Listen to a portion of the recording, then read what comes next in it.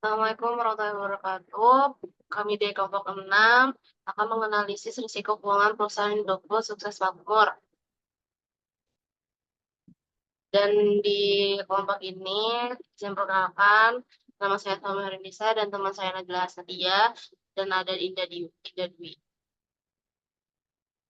Yang untuk pembuka presentasi awal ini, saya akan membacakan tentang profil company dari Indofood sendiri. Dari jenis PT Indofood sendiri adalah perusahaan pabrik, kode emitennya INDV. Industrinya makanan dan minuman didirikan pada tanggal 14 Agustus 1990. Pendirinya Sudono Salim, kantor pusat Sudirman Plaza Indofood Tower, Jalan Jenderal Sudirman. Produk yang diproduksi adanya Indomie, Sarimi, Supermi, Popmi, dan lain-lain. Dan tokoh kuncinya ada yang bernama Antoni Salim, Manuel Velez Pangilinan. Dan pemiliknya First Pacific Investment Management, ada pabrik, ada Antoni Salim.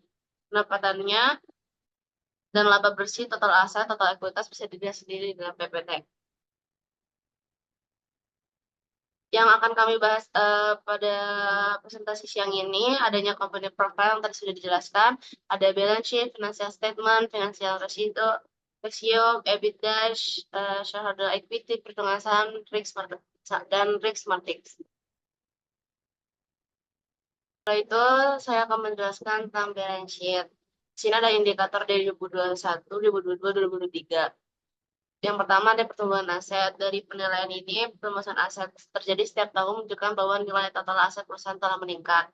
Lalu adanya pengurangan kewajiban yang dimana total kewajiban menurun, terutama kewajiban lancar, menunjukkan bahwa perusahaan dapat menangani hutang dan lebih baik.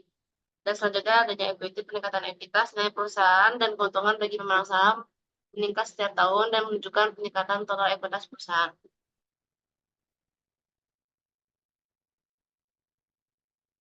Ya, selanjutnya financial statement bisa dilihat untuk data-datanya dari 2021, 2022, 2023. Nah, dari pendapatan perusahaan mengalami peningkatan dari tahun 2021 hingga 2023.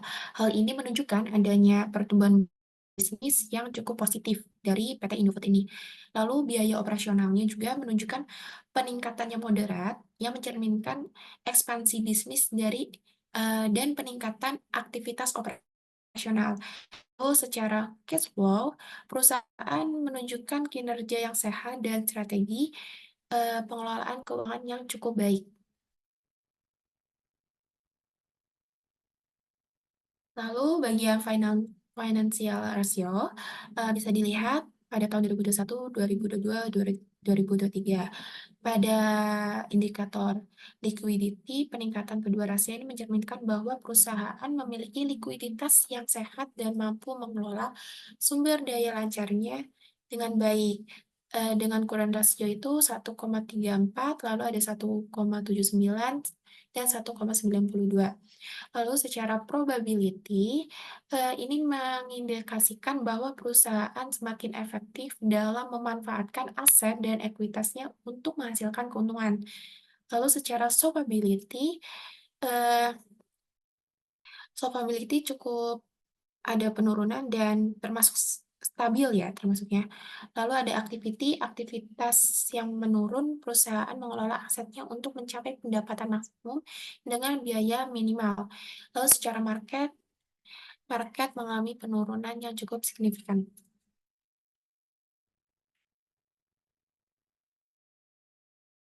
Selanjutnya itu bagian EBITDA atau earning before interest, tax, depreciation, and amortization. Maaf sebelumnya. Jadi pada net profitnya sendiri, EBITDA itu mengalami naik turun ya.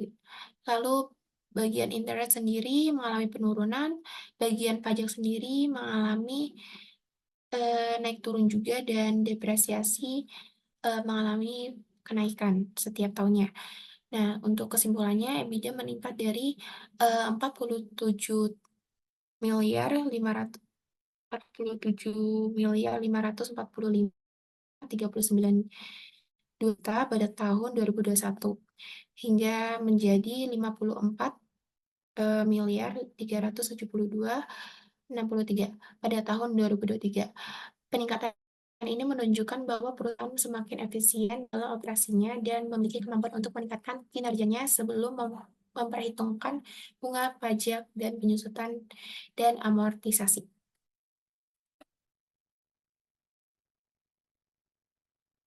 Oke. Lalu ada shareholder equity. Perusahaan mengalami peningkatan ekuitas yang konsisten dan stabil, meningkat dari 48,54 triliun pada tahun 2021 dan menjadi 59,19 triliun pada tahun 2023.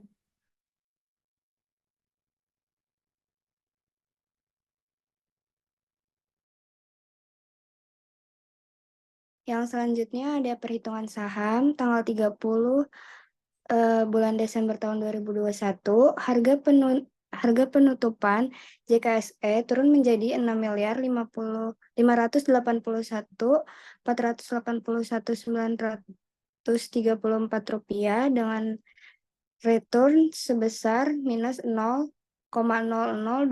atau minus 0,29%. INDF juga turun menjadi 5.860.766.113 rupiah dengan return sebesar minus 1,17%. Tanggal 30 bulan Desember tahun 2022, harga penutupan JKSE naik menjadi 6.850.000.000 dengan return sebesar 0,42%. INDF juga naik menjadi 6,5 miliar dengan return sebesar 0,80%. Dan pada tanggal 29 bulan Desember 2023, harga penutupan JKSE naik menjadi 7,1 miliar dengan return sebesar 0,56%. INDF juga naik menjadi 6,8 miliar dengan return sebesar 0,40%.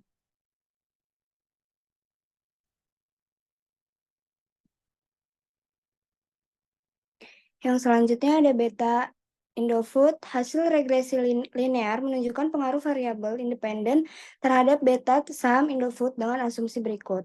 Model ini menunjukkan bahwa variabel independen berpengaruh signifikan terhadap beta Indofood, namun R-square sebesar 5% hanya menjelaskan 5% variabel beta Indofood yang bisa dilihat pada tabel berikut.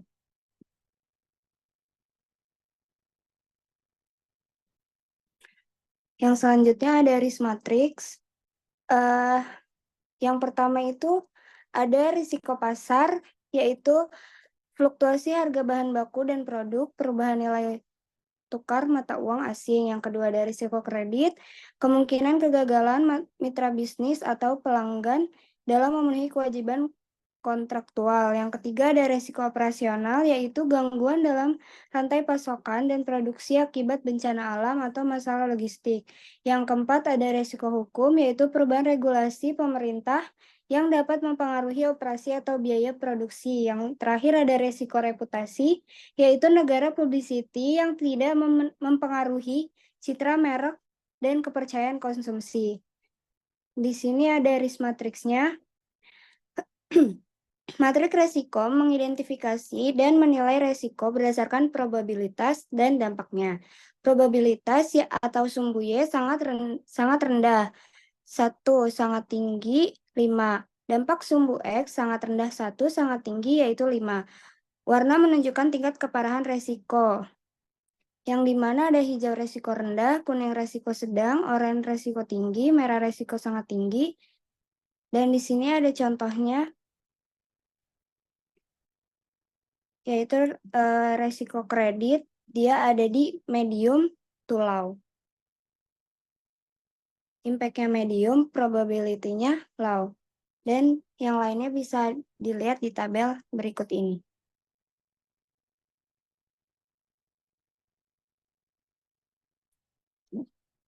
Baik, mungkin sekian dari kelompok kami. Assalamualaikum warahmatullahi wabarakatuh.